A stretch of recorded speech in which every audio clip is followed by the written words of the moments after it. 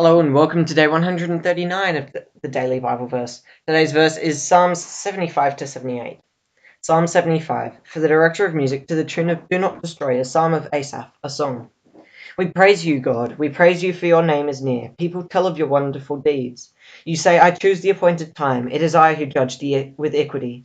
When the earth and all its people quake, it is I who hold the pillars firm.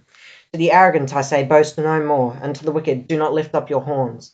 Do not lift your horns against heaven. Do not speak so defiantly. No one from the east or the west or from the desert can exalt themselves. It is God who judges. He brings one down, he exalts another. In the hand of the Lord is a cup full of foaming wine mixed with spices. He pours it out, and all the wicked of the earth drink it down to its very dregs. As for me, I will declare this forever. I will sing praise to the God of Jacob, who says, I will cut off the horns of all the wicked, but the horns of the righteous will be lifted up. Psalm 76, for the director of music with stringed instruments, a psalm of Asaph, a song. God is renowned in Judah. In Israel his name is great. His tent is in Salem, his dwelling place in Zion. There he broke the flashing arrows, the shields and the swords, the weapons of war. You are radiant with light, more majestic than mountains rich with game. The valiant lie plundered, they sleep their last sleep. Not one of the warriors can lift his hands. At your rebuke, God of Jacob, both horse and chariot lies still. It is you alone who are to be feared. Who can stand before you when you are angry? From heaven you pronounced judgment, and the land feared and was quiet. When you, God, rose up to judge, to save all the afflicted of the land, surely your wrath against mankind brings you praise, and the survivors of your wrath are restrained. Make vows to the Lord your God and fulfill them. Let all the neighboring lands bring gifts to the one to be feared. He breaks the spirit of rulers. He is feared by the kings of the earth. Psalm 77, for the director of music for Jeduthun, of Asaph, a psalm. I cried out to God for help. I cried out to God to hear me. When I was in distress, I sought the Lord. At night I stretched out untiring hands, and I would not be comforted.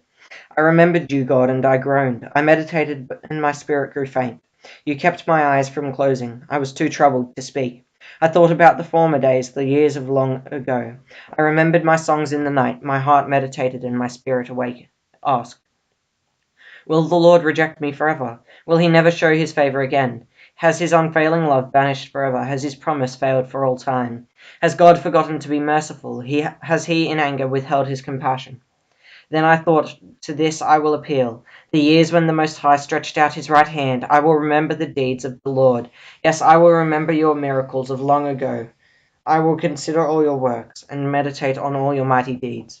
Your ways, God, are holy. What God is as great as our God?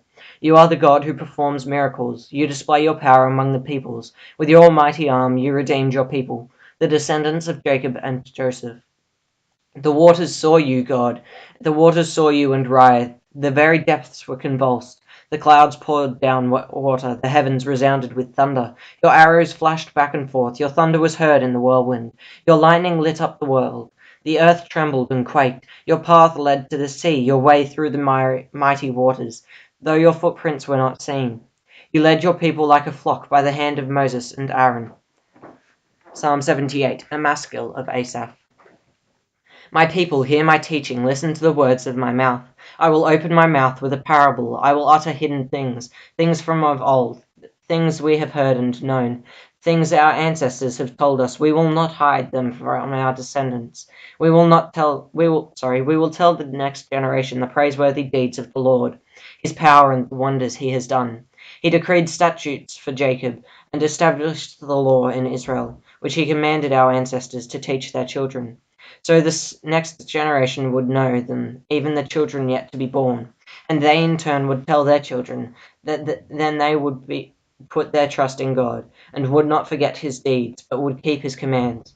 They would not be like their ancestors, a stubborn and rebellious generation, whose hearts were not loyal to God, whose spirits were not faithful to him. The men of Ephraim, though armed with bows, turned back on the day of battle. They did not keep God's covenant and refused to live by his law. They forgot what he had done, the wonders he had shown them. He did miracles in the sight of their ancestors in the land of Egypt, in the region of Zoan.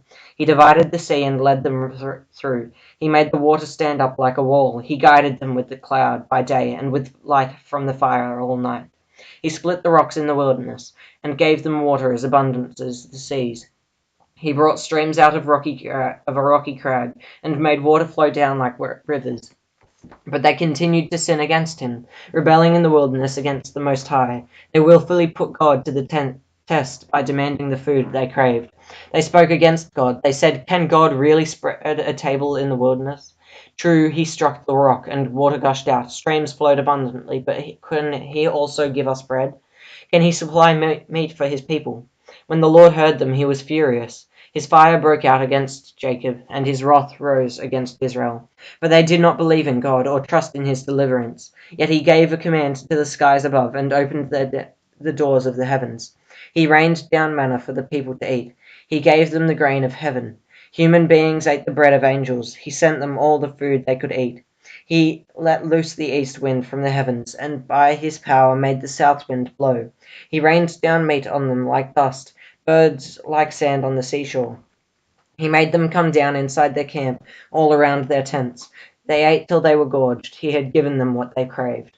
But before they turned from what they craved, even while the food was still in their mouths, God's anger rose against them. He put to death the sturdiest among them, cutting down the young men of Israel.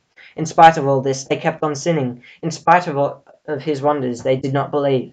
So he ended their days in futility, and their years in terror. When God slew them, they would seek him. They eagerly turned to him again. They remembered that God was their rock, that God Most High was their Redeemer. But when they would flatter him with their mouths, lying to him with their tongues, their hearts were not loyal to him. They were not faithful to his covenant, yet he was merciful. He forgave their iniquities and did not destroy them. Time after time he restrained his anger and did not stir up his full wrath. He remembered that they were but flesh, a passing breeze that does not return. How often they rebelled against him in the wilderness, and grieved him in the waste land. Again and again they put God to the test. They vexed the Holy One of Israel. They did not remember his power. The day he redeemed them from the oppressor, the day he displayed his signs in Egypt, his wonders in the region of Zoan. He turned their river into blood. They could not drink from their streams. He sent swarms of flies that devoured them and frogs that devastated them. He gave their crops to the grasshopper, their produce to the locust. He destroyed their vines with hail and their sycamore figs with sleet. He gave over their cattle to the hail, their livestock to bolts of lightning. He unleashed against them his hot anger, his wrath, indignation, and hostility, a band of destroying angels. He prepared a path for his anger. He did not spare them from death, but gave them over to the plague. He struck down all the firstborn of Egypt, the firstfruits of manhood, in the tents of Ham. But he brought his people out like a flock. He led them like sheep through the wilderness. He guided them safely, so they were unafraid, but the sea engulfed their enemies. And so he brought them to the border of his holy land, to the hill country his right hand had taken. He drove out nations before them and allotted their lands to them as an inheritance. He settled the tribes of Israel in their homes. But they put God to the test and rebelled against the Most High. They did not keep his statutes. Like their ancestors, they were disloyal and faithless, as unreliable as a faulty bow. They angered him with their high places. They aroused his jealousy with their idols. When God heard them, he was furious. He rejected Israel completely. He abandoned the tabernacle of Shiloh, the tent he had set up among humans. He sent the ark of his might into captivity, his splendor into the hands of the enemy. He gave his people over to the sword. He was furious with his inheritance. Fire consumed their young men, and their young women had no wedding songs. Their priests were put to the sword, and their widows could not weep. Then the Lord awoke from us as from sleep, and as a warrior wakes from the stupor of wine. He beat back his enemies. He put them to everlasting shame. Then he rejected the tents of Joseph. He did not choose the tribe of Ephraim, but he chose the tribe of Judah, Mount Zion, which he loved. He built his sanctuary like the heights, like the earth that he established forever. He chose David his servant, and took him from the sheep pens. From tending the sheep he brought him to be the shepherd of his people, Jacob of Israel his inheritance. And David shepherded them with integrity of heart. With skillful hands he led them. So thanks for listening, guys. Make sure you hit that like button, subscribe, and click the little notification bell if you do. Have a good one, guys. Doc out.